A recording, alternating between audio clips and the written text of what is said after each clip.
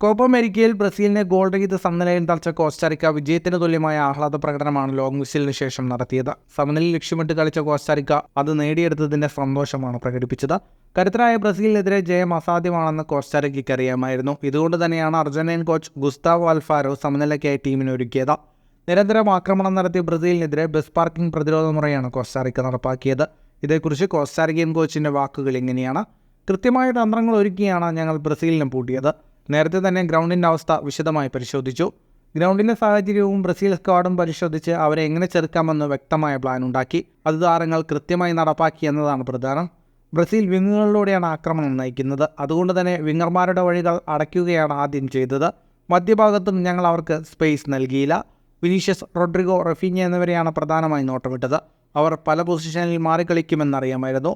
ഇതുകൊണ്ട് തന്നെ ഇവരെ പൂട്ടാൻ എപ്പോഴും 2 താരങ്ങളെ വീതം നിയോഗിച്ചു. ഇത് ഫലം കണ്ടുവെന്നും ഗുസ്താവോ അൽഫാരോ മത്സരശേഷം വെളിപ്പെടുത്തി. മത്സരത്തിൽ 19 ഷോട്ടുകൾ തൊടുത്ത ബ്രസീൽ ഒരു തവണ ഗോൾ നേടിയെങ്കിലും ഓഫ്സൈഡ് കെണിയിൽ കുടുങ്ങി. ഫുട്ബോൾ ലോകത്തെ കൂടുതൽ വാർത്തകൾക്കും വിശേഷങ്ങൾക്കുമായി സ്പോർട്സ് കഫേ ഇപ്പോൾ തന്നെ സബ്സ്ക്രൈബ് ചെയ്യുക.